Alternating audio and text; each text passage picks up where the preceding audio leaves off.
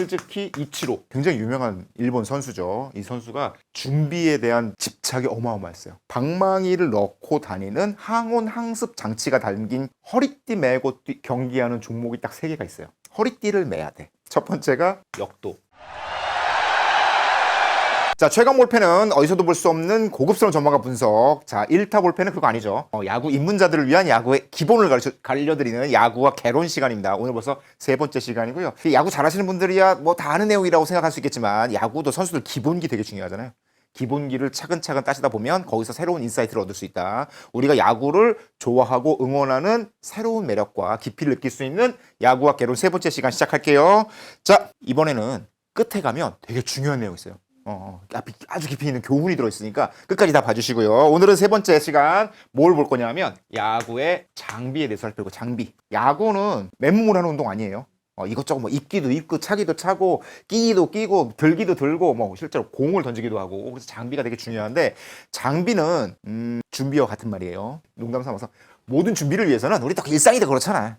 새로운 걸 준비하기 위해서는 그럴듯한 장비가 먼저 있어야 된다. 그래서 제가 요즘에 책을 써야 되는데, 그래서 새로운 장비를 하나 구매를 했어요. 맥북에요. 책 쓰려고 장비를 구매하는. 장비는 준비와 동의어다. 자, 앞으로 인생에서 되게 중요한 말이 될 거예요. 뭘 하려면 일단 장비부터 사야 돼. 달리기 하려면 좋은 신발 사야 되고, 이렇게 장비가 준비에 각오를 다지게 되는 거니까. 그 장비와 준비 얘기하면 또 빼먹을 수 없는 선수가 있습니다. 스즈키 이치로. 메이저리그 명예의 전당에 오른 굉장히 유명한 일본 선수죠. 이 선수가 준비에 대한 집착이 어마어마했어요. 스즈키 이치로는 심지어 준비를 위한 준비에도 최선을 다하는 이런 선수로 알려져 있어요. 경기 전에 준비를 하잖아요. 타석 전에 준비를 하고, 그 준비를 위해서 또 준비를 꼼꼼하게 챙길 정도로 야구의 진심이었던 선수가 스즈키 이치로였는데, 이 선수의 되게 유명한 일화 중에 하나가 방망이를 최상의 상태로 유지하기 위해서 방망이를 넣고 다니는 항온 항습 장치가 담긴 캐비넷을 따로 준비를 했어요. 그래서 비행기를 타고 원정에 가더라도 그 방망이에 전혀 문제가 되지 않게. 그리고 이치로는 수비도 굉장히 잘했거든요. 외야수로서.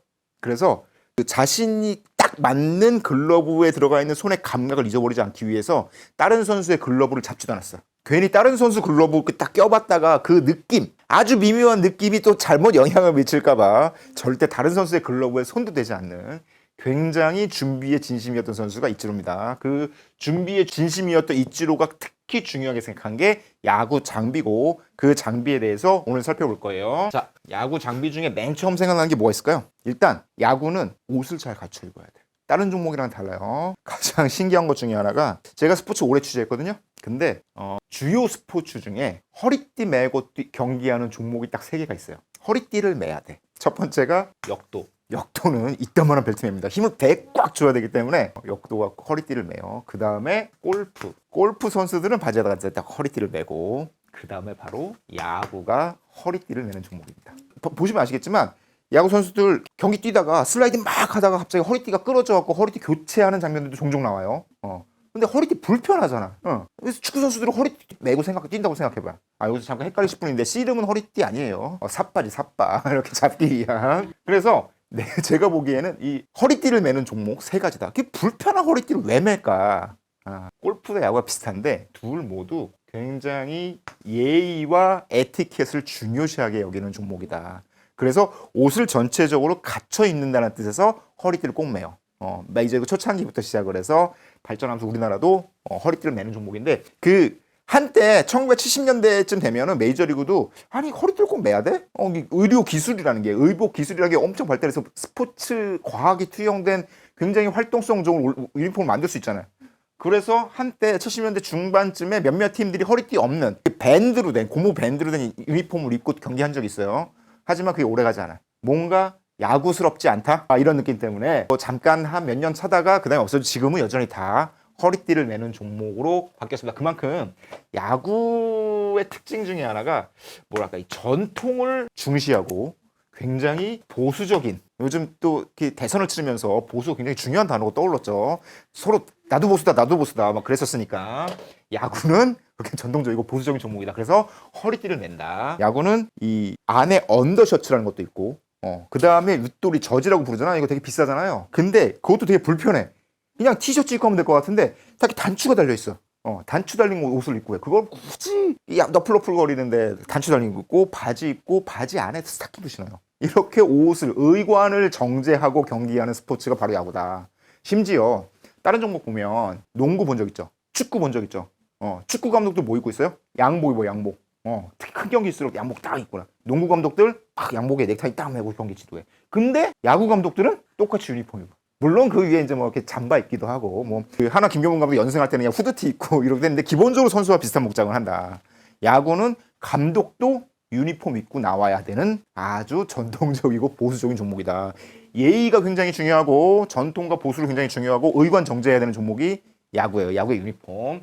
원래 옛날에 메이저리그 초창기에는 야구 유니폼이 다 흰색이었어요. 이게 뭐 염료 기술이 발달하지 않다 보니까 기본적으로 한국이 백의 민족, 야구도 흰색 유니폼, 다 하얀색 옷을 입고 뛰었는데 이게 야구가 발전하면서 이후에는 홈팀이 흰색 유니폼, 원정팀은 색깔 있는 유니폼을 입는 걸로 바뀌어요. 여러 가지 설들이 있는데 가장 큰 이유 중에 하나는 원정 가면 빨래하기 힘들다. 홈팀에 있으면야 자주자주 빨아서 입으니까 하얀색을 유지할 수 있는데 원정 가서도 일일이 빨래하기 힘드니까 원정팀은 다른 색깔 입도록 해주자라는 얘기도 있어요. 근데 웃긴 건 처음에 다 흰색 입었다 그랬잖아요. 둘 다 흰색 입으면 좀 헷갈리지 않을까요? 축구, 농구 만약에 똑같은 색 유니폼을 입고 경기를 한다고 생각해봐.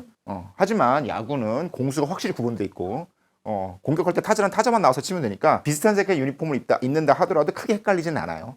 그럼에도 불구하고 야구는 홈팀이 흰색을 입고 원정팀이 컬러가 있는 옷을 입는 전통이 지금도 전해져 내려오고 있어요. 그 옛날에는 지금도 메이저리그에 전통 있는 팀들은 이 유니폼을 몇 개 안 돼. 그러니까 거의 홈 원정으로 구분한다가 서드파티 유니폼 하나 정도 있는 세 가지 유니폼으로 고집해서 입는 팀들이 있는데 요즘에는 또 이제 뭐 한국 프로야구 같은 경우에는 굉장히 다양한 유니폼, 이벤트 유니폼 새로 그때그때 상황에 따라 입잖아요. 그거는 유니폼을 많이 팔기 위해서가 아닐까. 어쨌건 야구라는 건 그렇게 전통적인 유니폼을 입고 있는 경기다. 그럼 그게 의미 없어. 불편해요. 원래 그 버튼 단추를 이렇게 매면 공기 저항도 심하고 슬라이딩 할 때 미끄러 단추 떨어지고 그러면 불편해지잖아요. 대신 규칙은 있어요. 단추를 막 풀어놓고 있으면 안 돼. 단추를 너무 많이 풀어놓고 있으면 이게 너플너플 거리잖아요. 타석에 있다가 이게 늘어지게 한 다음에 여기 공 맞게 하면 안 되잖아. 그럼 투수한테 너무 불리하잖아. 그래서 단추는 꽉 채워야 돼요. 하나 정도만 풀 수 있게. 그리고 유니폼 막 늘어지게 입으면 안 돼. 무슨 옛날 조선시대 도포처럼. 이러면 여기 맞으면 몸이 맞는 공 되잖아. 이제 그런 규칙들은 있지만 야구는 실제로 야구 유니폼은 사람의 몸을 움직임을 도와준다기보다는 방해하는 쪽에 가까운 그런 형태의 유니폼임에도 불구하고 아까 말했던 전통을 중요시하고 굉장히 보수적인 오래된 가치. 요새 레트로가 유행이잖아. 그 레트로의 가치를 아주 잘 지키고 있는 게 야구다. 자, 여기에 더 하나. 야구 유니폼 보면은 여기 앞에 가슴에 팀 이름 써 있죠. 그리고 뒤에 뭐 써 있어? 등번호와 이름이 써 있어요. 근데 심지어 몇몇 팀들은 이름도 없어. 외국의 뉴욕 양키스, 보스턴 레드삭스 이런 팀들은 등번호에 이름을 지웠습니다. 팀이 더 중요하다는 뜻에서. 이게 진짜 오래된 아주 전통적인 복장의 규칙이었는데 각 원정에서는 이름을 쓰기도 하고 홈에서는 이름 없이 그냥 등번호로만 팀의 일원으로서의 가치를 중요하게 여기는. 그래서 야구에서 종종 야구의 오래된 뭐 감독이나 뭐 코치들이 그런 얘기해요. 야구는 팀 스포츠다. 개인의 성적보다 팀이 훨씬 중요하다. 앞에는 팀 이름이 써 있고 선수 이름은 등에 써 있는 이유가 바로 그 때문이다. 팀이 훨씬 중요하기 때문이다 라고 얘기를 하는데 팀이 중요하다는 건 다 알죠. 하지만 개인의 성적도 굉장히 중요한 종목이다. 우리 팬들은 팀도 좋아하지만 내가 좋아하는 선수 좋아하기도 하잖아.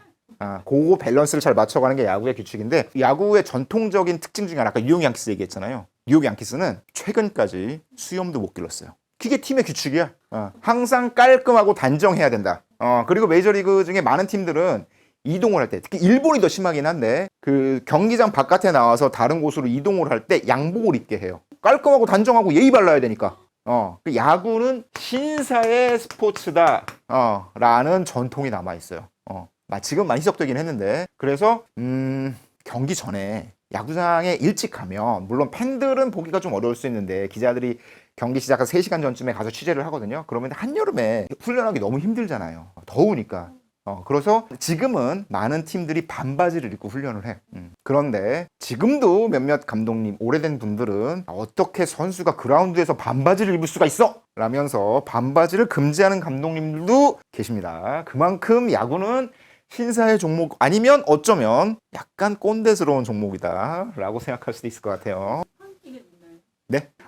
물론 신축성과 관련한 기술들은 너무너무 발전을 해서 야구 선수들 이 바지에 보면 이 엉덩이 쪽에 탄탄하게 받쳐서 슬라이딩해서 다치지 않게 슬라이딩 팬츠라는 것도 있고 그 안에다가 신축성을 더 높게 할 수 있는 일종의 컴프레셔 스타일의 다리를 꽉 잡아주는 네이라고 해야 되나 그런 걸 입고 경기하기 때문에 실제 경기에서는 경기력을 저하시킬 정도는 아닌데 그럼에도 불구하고 야구는 굉장히 예의와 복장을 되게 중요하게 여기는 종목이다. 알아두면 좋을 것 같고요. 그 다음에 가장 중요한 장비 유니폼 얘기했으니까 공. 야구공의 크기는 지름 약 7cm 정도 돼요. 손에 딱 들어올 수 있을 만한 정도의 크기인데 요 공에 이렇게 점 박혀 있죠. 요거를 이제 솔기라고 부르는데 그 솔기가 이렇게 실밥으로 한 땀 한 땀 한 땀 된 솔기의 개수가 108개. 굉장히 불교스러운 용어죠. 야구공 안에는 108번뇌가 담겨 있다라는 해석도 있어요. 이 솔기들이 주는 변화가 굉장히 많은 다이나마틱한 변화를 만들어요. 공기의 흐름, 야구공이 그냥 평평한 밋밋한 공이 아니라 여기에 솔기가 들어있어서 요거를 어떻게 잡고 어떤 방향으로 휘두르냐에 따라서 요 솔기가 많은 공기의 변화를 만들어내잖아요. 그게 변화구를 만들어내는 거거든. 예전에는 요 솔기를 이용할 때 손가락에 잘 걸리게 만드는 역할, 어디를 어떻게 잡아야 손가락이 어떤 방향으로 걸리고 그러면 야구공의 회전을 어느 방향으로 더 심하게 줄 수 있는지를 고민해서 만드는 변화구들이 기존의 슬라이더, 커브 이런 것들인데 최근에는 스위퍼라고 부르는 아주 또 마구 같은 공이 있어요. 요 스위퍼라는 공의 이론적 배경이 되는 게 SSW, 심 스크류드 웨이브 뭐 이런 식의 약자인 W 효과라는 물리적 성질이 미국의 한 대학 교수님부터 이름 생각이 안 나는데 교수님 발견이 되면서 이 효과를 이용해서 다양한 형태의 변화구들을 만들어내고 있어요. 기본적으로는 투심 형태인데 그 투심에 실밥 뒤로 흐르는 공기의 흐름을 어떤 방식으로 만들어내느냐를 연구를 하면서 새로운 구성들을 만들어내고 있는 투수들이 그냥 실밥인데. 실밥이 돌면서 공기를 가르고 지나가잖아요. 그러면 실밥을 스치는 공기의 흐름이 공이 진행 방향과 뒤쪽에 만들어내는 공기의 흐름을 바꿔놔. 그래서 공이 이 돌아가면서 만들어내는 공기의 흐름이 공 뒤쪽에서 묘한 웨이브를 SSW라고 그랬잖아요. 웨이브를 만들어냄으로써 그 공이 방향을 이쪽으로 휘게 하든 이쪽으로 오게 하든 아니면 많이 휘게 하든 적게 휘게 하든 이렇게 변화를 만들어내요. 예전에 로버트 어데어 교수가 쓰는 야구의 물리학에서는 마그누스 효과라는 것만 얘기를 했었는데 지금은 이 마그누스 효과에 더해서 SSW라는 공기 입체 역학 이론까지 더해져서 아주 다양한 변화구들이 만들어지고 있다. 공에는 회전 방향으로 변화를 만들어내기도 하고 이 솔기를 스치는 공기의 흐름으로 변화를 만들어내기도 하고 거꾸로 공을 최대한 움직이지 않게 만듦으로써 변화를 예측하기 어렵게 만드는 공도 있어요. 공이 회전을 하면 그 회전 방향으로 일정하게 움직일 가능성이 높아지잖아. 근데 공이 회전하지 않으면 어디로 갈지 알 수가 없게 되는 일이 벌어져요. 그 대표적인 공이 너클볼이라고 부르는 거고 요즘 투수들이 많이 던지는 포크볼이라는 것도 비슷한 원리예요. LA 다저스의 사사키 로키가 던지는 포크볼은 사실상 너클볼로 분류되기도 할 정도로 요건 좀 난이도가 깊이 들어가니까 다음번에 심화 버전에서 학습하도록 하고 공이라는 건 야구의 모든 변화를 만들어내는 굉장히 기본적인 요소다. 그리고 이 공은 굉장히 위험한 장비이기도 하다. 투수들 공 어느 정도 던져? 시속 150km 가까운 공을 던져요. 그 공 맞으면 아플까요? 안 아플까요? 부러집니다. 죽을 수도 있어요. 굉장히 아픕니다. 게다가 투수가 던지는 공은 150km인데 이걸 타자가 친 공은 160km, 170km까지 나가요. 속도가. 그거 맞으면 진짜 아프겠죠. 공이 야구의 기본적인 장비이면서 야구가 벌어지는 모든 변화의 시발점이 되는 아주 기초적인 공이다. 그래서 예전에 우아하고 감상적인 일본 야구라는 굉장히 포스트 모던한 일본 소설이 있는데 그 소설에서는 이 공에 대해서 굉장히 철학적 해석을 하는 장면이 나와요. 라이프니츠의 단자론이라는 철학을 이 공에다가 집어넣어서 세상을 이루는 기본 요소로서의 마치 원자 혹은 단자 같은 역할을 한다. 야구의 철학의 기초다라는 해설을 해서 굉장히 포스트 모던하기 때문에 읽어도 무슨 소리인지 잘 모르는데 어릴 때는 굉장히 열심히 읽었어요. 굉장히 재미있는 소설. 재밌다고 할 수는 없겠다. 의미 있는 소설이 있어요. 자, 문제는 이 공이 기계가 못 만들어요. 공에 보면 솔기가 있다고 그랬잖아요. 우리 한 땀 한 땀이라고 그랬잖아요. 이게 다 바느질을 해야 돼. 바느질을 해야 돼서 사람이 손으로 일일이 바늘로 꿰매서 꽉 묶어서 공을 딱 만들어야 하나가 만들어져요. 쌀까요? 비쌀까요? 우리나라에서 만들 수 있을까요? 없을까요? 인건비가 안 나와요. 공항에 가게 인건비가 안 나와서 한국 KBO 리그 공인구는 스리랑카에서 만들고 옛날에는 중국에서 만들었는데 지금은 스리랑카에서 만들어요. 그리고 메이저리그 공인구는 미국 본토에서 못 만듭니다. 인건비가 안 나와요. 그래서 코스타리카에서 만들어요. 게다가 미국 공과 한국, 일본 공이 조금 가죽의 재질이 달라요. 그래서 미국은 전통적으로 뭐 공 바깥에 머드를 바르는 형태로 좀 복잡하긴 하지만 그런 형태로 발전을 했고 한국과 일본 공은 공이 약간 끈끈해. 미국 공은 조금 미끄럽고 한국과 일본 공은 조금 끈끈해요. 그래서 메이저리그에서 잘 못하던 선수가 한국이나 일본에 오면 갑자기 잘하는 경우가 생겨요. 그게 공이 약간 끈적끈적하니까 손에 착 잘라붙잖아. 그래서 더 강한 공을 던질 수 있고 더 많은 회전을 만들어내는 경우가 많아요. 그래서 요즘에는 그 해외에서 투수를 뽑을 때 이런 것도 고려를 해서 이를테면 제구가 흔들리던 선수가 메이저리그에서는 강한 공을 던지다 보면 제구가 좀 이렇게 날린다고 해야 되나요? 공이 좀 위로 오는 투수들이 있었는데 그 선수들이 한국에 오면 공이 딱 정확하게 들어가. 공의 차이가 일종의 공의 구위의 차이를 만들어서 그렇게 성공한 선수들이 NC에서 뛰었던 루친스키, 지금 NC에서 뛰고 있는 라일리 선수도 메이저리그에서는 볼넷이 굉장히 많았는데 한국에 오면은 저게 통할 수도 있어 라고 판단을 했고 실제로 와서 통하는 경우들이 생깁니다. 공의 차이가 투수의 성적의 차이를 만든다. 근데 이 선수가 다시 성공을 했어. 그리고 미국으로 다시 갔어. 안 되는 경우가 생겨요. 루친스키는 KBO 리그 최고의 투수였지만 메이저리그 다시 돌아가서는 아주 큰 성공을 하지는 못했다. 물론 에릭 패디는 미국 가서도 굉장히 잘했어요. 축구공은 경기 중 하다가 아웃사이드로 빠지면 그 공 다시 던져주잖아요. 그리고 그 공으로 다시 하잖아요. 물론 뭐 공이 못 쓰게 되면 대신 집어넣을 예비공이 있긴 하지만 야구는 공이 바닥에만 닿아도 바꿔줘요. 투수가 던지는데 원바운드 돼. 그럼 포수가 딱 잡아서 휙 버려요. 그리고 심판이 다시 던져줘. 최대한 좋은 플레이를 하기 위해서 새 공을 계속 유지를 하는 거지. 물론 이제 안타가 된 공은 다시 돌아와서 투수가 다시 던지기도 하는데 어쨌건 그 투수도 이 공이 좀 별로야. 내가 제일 잘 못 던질 것 같아. 좀 미끄러질 것 같아. 뭐 이런 느낌이 들면 바꿔달라면 바꿔줘요. 그래서 야구공은 한 경기 치르면 300개 정도 써요. 그리고 파울이 되면 이를테면 축구는 공이 관중석 근처에 가더라도 그걸 다시 던져주잖아요. 그 공으로 경기를 해야 되잖아요. 근데 야구는 파울된 공 가면 잡으면 가져요. 그냥 기념품이 되는 거예요.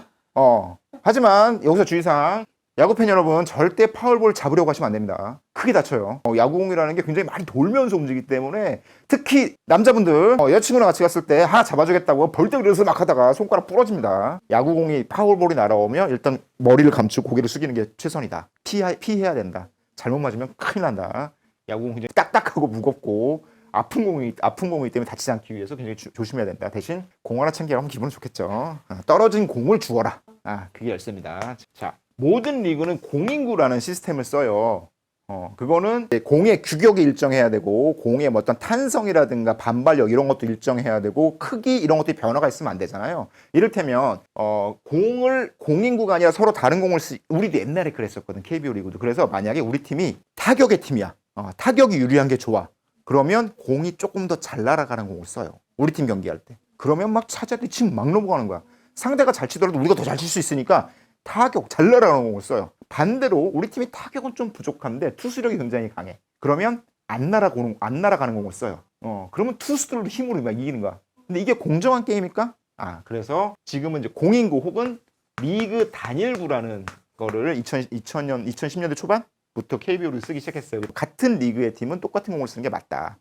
라고 생각해서 지금은 그 시스템을 가져가고 있고 조금 늦었지. 진작부터 했어야 되는데.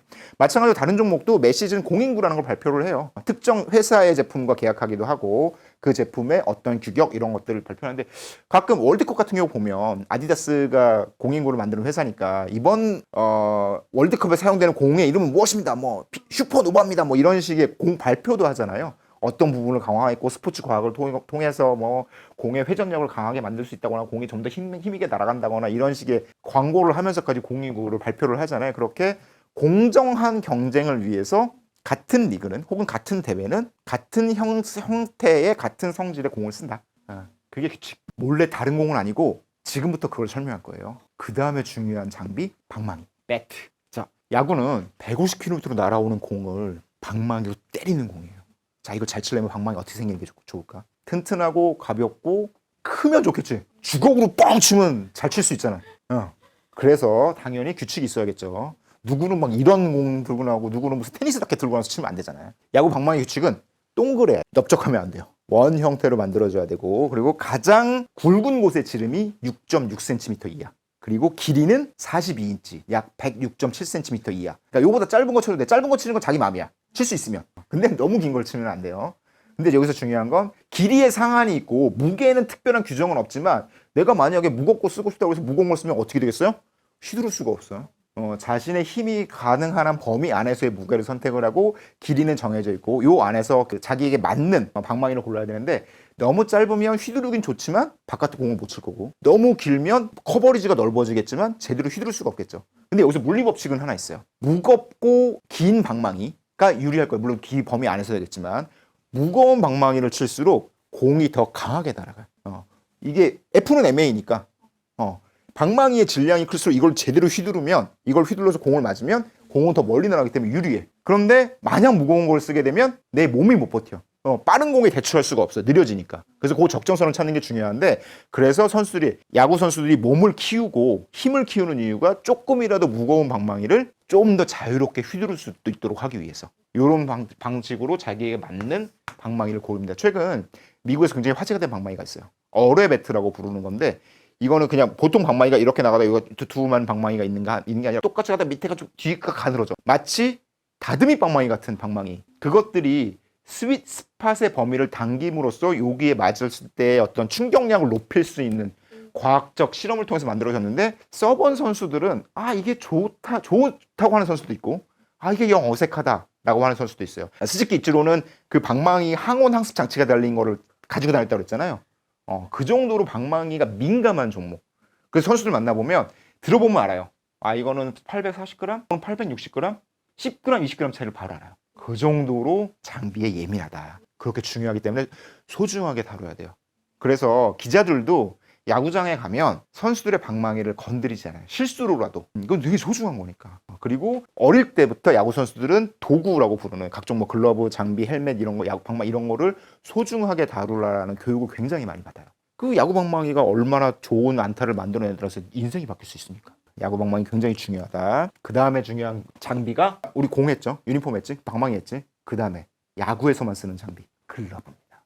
자, 글러브 한자 어떻게 되죠? 야구는 사랑이다. 야구는 전통적이고 보수적이면서도 굉장히 사랑을 중요하게 여기고 우리 첫 번째 시간에 배웠죠. 야구는 홈으로 들어오는 종목이기 때문에 굉장히 가정적이고 사람이 들어와야 되기 때문에 굉장히 인문학적이다. 휴머니적인 스포츠다. 게다가 여기 오늘 중요한 거 나왔어요. 사랑. 우리 글러브는 야구를 하기 위해서 꼭 필수적인 종목인데 왜냐하면 아까 말했지만 공이 굉장히 위험한 거잖아요. 그 맨손으로 할 수 있겠어요? 우리 어릴 때 그냥 찐뽕이라고 부르는 이상한 주먹야구 할 때나 맨손으로 하는 거지. 야구를 좀 더 야구답게 할 수 있도록 하는 굉장히 중요한 보호 장비다. 그래서 오른손잡이는 왼손에 글러브를 끼고 왼손잡이는 오른손에 글러브를 껴요. 잡아서 던져야 되니까. 글러브의 모양은 다 다릅니다. 자, 투수가 쓰는 글러브의 가장 중요한 용도는 뭘까요? 당연히 수비할 때 잘 받는 것도 중요하지만 투수가 공을 던질 때 변화구를 던지기 위해서는 손의 모양이 조금씩 바뀌거든요. 직구, 슬라이더, 포크 이렇게 바뀌거든요. 요거를 감추는 역할을 합니다. 글러브 안에서 공이 잘 안 보이도록 감춰야 돼요. 심지어 눈썰미가 좋은 사람들은 여기 글러브 모양이 있고 요 밑에 보이는 요 오른쪽 손목의 각도만으로도 무슨 공인지를 눈치를 채는 선수들이 있어요. 그래서 여기도 가려야 돼. 투수들의 글러브는 꽤 큽니다. 그래서 심지어 여기를 가렸다 하더라도 요 팔꿈치 근육 있잖아요. 이 근육 어떻게 움직이는지로도 이 선수가 무슨 그립을 잡는지 파악하는 선수들도 있어요. 눈썰미 장난 아니에요. 그렇기 때문에 투수 글러브의 가장 중요한 역할 중에 하나는 무슨 공 던질지 감춘다. 그 다음에 이 글러브의 무게가 적당해야 투수가 공을 던질 때 이걸 이렇게 빼서 오른팔을 던진 다음에 이 글러브 손을 돌리고 공을 던지는 이런 동작이 벌어지잖아요. 그래서 일종의 균형을 잡는 무게추의 역할도 해요. 그래서 글러브의 무게가 자기의 밸런스와 적당하게 잡혀야 보다 효과적인 어떤 중심 이동이나 회전을 만들어낼 수 있어요. 그래서 글러브를 이렇게 빼는 선수들이 있고 이렇게 돌려 빼는 선수들이 있고 이거는 자기 밸런스에 따라 다른데 그래서 무조건 크게 막 할 수는 없어요. 적당한 무게를 두고 그 무게감을 회전을 할 때 좀 더 잘 회전할 수 있도록 무게감을 만드는 역할도 투수들의 글러브는 해요. 그 다음에 중요한 글러브가 뭘까? 공 제일 많이 받는 선수? 포수. 맨손으로 그 160kg짜리 받으면 큰일 나겠지. 그래서 굉장히 크고 두껍습니다. 그리고 손을 보호해야 되기 때문에 이런 형태로 만들어져 있는데 중요한 건 공이 항상 탁탁탁 받을 수 있는 게 아니잖아요. 그래서 포수들은 잘못해서 요로 받는 경우도 생겨요. 그래서 여기를 굉장히 튼튼하게 만들어야 되는데 그렇다고 여기를 너무 튼튼하게 만든다고 딱딱하게 하면 맞고 떨어지겠죠. 안 잡히고. 그래서 포수 미트는 요 잡는 기술이 되게 중요해요. 공을 떨어뜨리면 막 지난 시간에 얘기했던 스트라이크아웃, 나다웃도 생기고 주자가 뛸 수도 있고 이러니까 이걸 잘 잡아야 되는데 대개 포수는 오른손잡이고 그리고 글러브 이렇게 잡기 때문에 왼손 투수가 던지는 공을 잡기가 굉장히 어려워요. 왼손 투수의 공은 이쪽에서 날아와서 이렇게 흐르는 경우가 많거든.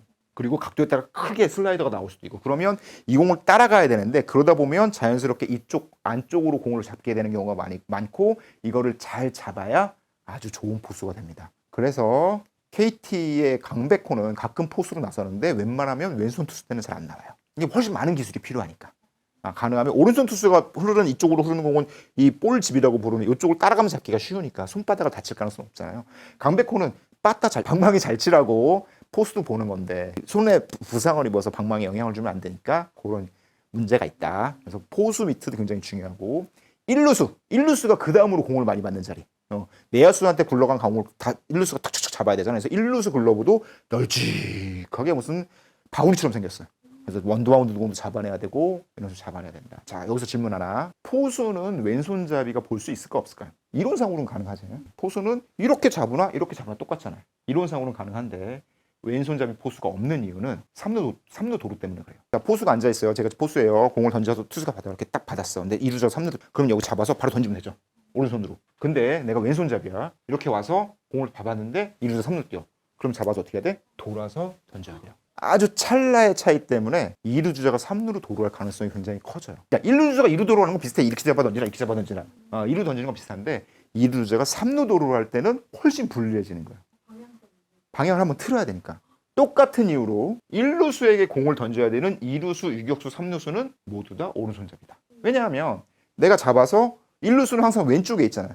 오른손잡이여야 잡아서 바로 던지죠. 왼손잡이면 이렇게 잡아서 돌아서 던져야 돼. 그러면 늦잖아요. 물론 불가능한 건 아니지만 야구의 유리함을 위해서는 모두가 오른손잡이여야 된다. 아주 먼 옛날에는 가끔 왼손잡이 이루수가 있었다고는 하는데 기본적으로 야구의 기본적 규칙 포수, 이루수, 유격수, 삼루수는 다 오른손잡이다. 왼손잡이가 유리한 포지션이 있어요. 1루수 오른쪽에 글러브를 끼고 있으면 왼쪽에 타자가 달려오고 있잖아요. 그리고 오른손으로 잡을 수 있잖아요. 그러니까 타자가 오는 것도 볼 수 있어요. 그리고 이 공을 잡는 것도 편해. 그리고 잡아서 2루 던지기도 쉬워. 그리고 수비할 때도 오른쪽으로 나가는 공을 잡아내기가 되게 쉬워요. 오른손에 글러브 끼고 있으니까. 그래서 왼손잡이는 1루수가 유리하다. 그래서 자 글러브 크기 투수, 포수, 1루수는 엄청 커요. 외야수도 큰 게 좋겠죠. 막 뛰어서 잡아야 되니까. 물론 손에 끼고 이렇게 무거울 정도로 크면 안 돼요. 하지만 내야수는 작은 게 좋아요. 왜냐하면 이걸 바로 잡아서 1루에 빨리 던져야 되니까. 만약에 글러브 크면 이어서 막 돌고 그러면 잡기 힘들어요. 차라리 짧게 잡아서 작은 비교적 작은 글러브를 통해서 얼른 오른손으로 옮겨 잡아서 1루에 던질 수 있는 글러브의 크기가 적당하다. 내야수는 일반적으로 좀 작은 글러브를 써요. 심지어 정말 훌륭한 내야수들은 공을 잡아서 공을 꺼내서 던지지 않아요. 공이 오는 거를 이걸로 글러브 안쪽으로 공을 튕겨서 오른손으로 보내. 탕 이런 식으로 정말 잘하는 내야수들은. 다시 한번 복습할게요. 야구에서 굉장히 중요한 장비 글러브. 야구는 사랑이다. 자, 여기까지 장비에 대해서 얘기를 했는데 저는 이런 장비들 우리가 지금 야구의 기본적인 장비라고 불렀던 공, 글러브, 유니폼, 배트 말고 진짜 중요한 장비가 있어. 그게 바로 보호 장비라고 부르는 거예요. 대표적인 게 헬멧. 메이저리그에서는 1930년대 레이 체프먼이라는 선수가 야구공에 맞아서 머리를 맞아서 실제로 사망한 사건이 한 번 있었어요. 프로 레벨에서 야구공에 맞아서 사망한 사례는 딱 한 번인데 그 이후에 여러 가지 안전 대책이 만들어지면서 나온 게 바로 헬멧이고 그 이후에 지금 야구 선수들 보면 그 팔에 암가드 물론 포수들은 다 차고 있었지. 무슨 프로텍터, 레그가드, 특히 마스크. 포수 이거 마스크 안 쓰고 있으면 포수 못 봐요. 방망이 맞고 얼굴 맞으면 큰일 나니까. 하지만 가장 중요한 헬멧, 암가드, 정강이에도 되고 여러 가지 보호하는 장비. 그리고 요즘엔 헬멧에도 그냥 헬멧이 아니라 얼굴 쪽을 가릴 수 있는 검투사 헬멧이라는 것도 쓰잖아요. 처음에 뭐 다 귀찮다, 힘들다, 잘 안 보인다 그랬지만 지금 웬만하면 다 써요. 다치는 것보다 중요하니까. 이런 안전 장비들이 본격적으로 도입이 됐고 지금은 이 장비들 없으면 경기하기 되게 어려울 거예요. 이게 왜 어떤 의미가 있냐 하면 자, 야구는 굉장히 위험한 종목입니다. 좀 작은 공이지만 그 작고 무거운 공이 굉장히 빠른 공으로 속도로 날아오기 때문에 다칠 가능성이 굉장히 높아요. 다칠 위험성이 있다는 건 사람을 소극적으로 만들어. 마치 막 헬멧 쓰고 그러니까 보호대 안 하고 딱 나오는 게 마치 자신의 투지를 불러일으키는 것처럼 보이고 투수를 위협할 수 있다고 생각하는 시절도 있었어요 옛날에. 근데 지금은 그렇지 않고 자기를 충분히 보호할 수 있는 장비가 있어야 100마일로 날아오는 공에 조금 더 적극적으로 대응할 수 있어요. 헬멧, 암가드, 프로텍터드는 야구를 조금 더 야구에서 조금 더 자신감을 갖고 최선을 다할 수 있도록 해주는 장비다. 이건 단순히 보호를 위한 다치지 않도록 하기 위한 장비가 아니라 이 장비를 함으로써 보다 강한 공을 던질 수 있고 오히려 보다 강한 스윙을 할 수 있어요. 자신 있게 몸쪽으로 움츠러들고 피하는 게 아니라 나는 보호도가 있기 때문에 웬만한 몸쪽에도 흔들리지 않고 칠 수 있어라는 생각을 갖게 하는 것들이 야구의 보호 장비들 헬멧으로 대표되는. 그리고 이런 장비들은 우리 사회에도 꼭 필요해요. 우리 사회가 최선의 경쟁을 만들어내기 위해서라면 그 몸쪽 공에 대한 두려움을 잊을 수 있을 정도로 안전장치들이 만들어져야 돼. 안전장치들이 없으면 사람들이 모험을 하기가 어려워요. 모험을 할 수가 없으면 경쟁이 제대로 이루어지지 않고 사회가 위축될 수밖에 없어요. 우리가 복지제도라고 부르는 거, 사회 안전망이라고 부르는 것들은 야구의 헬멧과도 같은 역할을 해서 우리 사회를 보다 역동적으로 만들어줄 수 있게 하는 열쇠다. 그게 무슨 노동 의지를 떨어뜨리고 이런 거 주면 사람들이 일 안 하려고 할 거야 라는 게 아니라 오히려 그런 게 있어야 160km 날아오는 공에도 자신 있게 대응할 수 있는 거거든. 만약에 이런 장비가 없으면 160km네 빠져 있게 되잖아. 그래서 장비는 특히 보호 장비는 안전이고 이 안전이 우리 사회를 더욱더 강하게 만들고 우리 야구를 더 매력적이고 멋있게 만든다는 것. 그게 오늘 야구와 개론 3강에서 배울 수 있는 가장 중요한 교훈입니다. 우리 사회는 안전이 필요하고 안전이 역동성을 만든다. 우리 외나무다리에서는 아무도 빨리 뛸 수 없어. 이거 어떻게 이렇게 뛰어야지. 안전하게 철망도 있고 보호대도 있어야 막 열심히 뛸 수 있잖아. 다른 질문? 다시 한번 강조합니다. 야구는 사랑이다. 다음 시간에는 더 재미있는 이야기로 찾아뵙도록 하겠습니다. 수고하셨어요.